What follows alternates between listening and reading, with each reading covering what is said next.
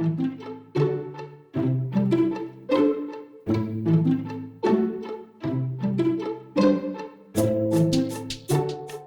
I'm here at the Edward Steeves Homestead Museum in the historic King William District of San Antonio with Dr. Vince Michael, Executive Director of the Conservation Society of San Antonio.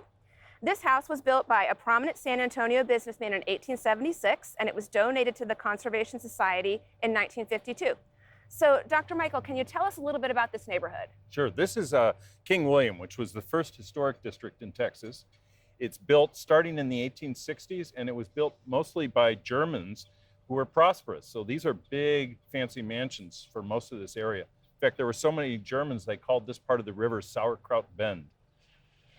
Can you tell us a little bit about the architectural style of the house? Well, the Steeves Homestead is a fantastic example of Second Empire style, and that's usually defined by the mansard roof with that steep pitch to it that you see up the top with the dormers coming through. The rest of the house reflects the Italianate style, which Second Empire includes, with the rounded windows, with the wonderful brackets and dentils that hold up the various balconies, and this beautiful rope molding you see around the windows and the arches on the porch. So it's really a stunning example of the style. It's all done in limestone blocks, which are native to the area. And a lot of people may not know that the most prominent architecture in San Antonio during this time was a British immigrant by the name of Alfred Giles. That's right. Alfred Giles came to Texas in 1873, and he emigrated from London, where he had learned architecture.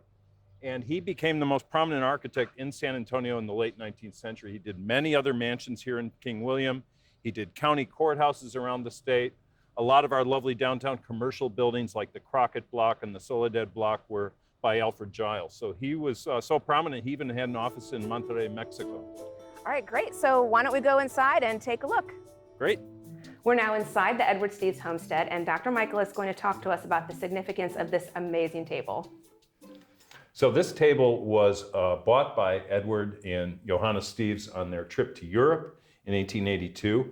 And it is a wonderful miniature mosaic from Rome that shows famous Roman landmarks, not painted, but made with tiny, tiny stones. And you have to use a magnifying glass to be able to see them. Yeah, I mean, you look at this table and you think that these are paintings, but then you use the magnifying glass and you can see that these are actually teeny tiny micro tiles. It's so amazing. If you guys get a chance to come to San Antonio, you've got to come here and check out this table. So this was the formal parlor of the Steeves family. And so when guests came, they would see this prize acquisition. So this was like their main showpiece to show off to everybody who came into the house. Exactly, yeah. So the second thing you notice when you walk into the foyer is this statue. So tell us a little bit about this. So Edward and Johanna Steeves built this house in 1876, and that same year they went to the Philadelphia Centennial Exposition, celebrating 100 years of the United States, and they purchased this soldier to be the newel post for their new home. They also have other artifacts of the Philadelphia Centennial Exposition, including the fountain in the garden and this print that shows some of the main buildings at that exhibition. So now we're here in the family parlor, and there is an interesting story behind these pocket doors. Yes, so what we have here, Edward Steeves was a lumberman. He had a wonderful lumber mill down by the Alamo, but all the wood in the house, as was popular in the 1870s, is faux grain, so it's painted to look like another type of wood, mahogany or oak and so forth. But these pocket doors still function perfectly. Revealing the dining room. So now we are behind the Edward Steeves home, standing in front of the River House, which is special because it housed the very first indoor pool in San Antonio. Tell us about that. So in about 1910, Johanna Steeves decided to build a swimming pool in this beautiful house right next to the river.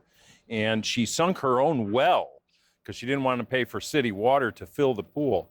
But at the same time, she would invite neighborhood children over in the afternoon to swim in this very pioneering addition to the Steeves homestead. So tell us why this property and others like it in San Antonio are worthy of conservation. Well, I think one of the wonderful things about a historic house like this is you can see how people lived 150 years ago. So many of the aspects, the technology in their lives, the social aspects of their lives, how they spent their leisure time. you can't really see that unless you're in the place where they did it, surrounded by the objects they had. Very cool. So when you guys come to San Antonio for HNS 2023, please be sure to stop by the Edward Steves house and take a tour.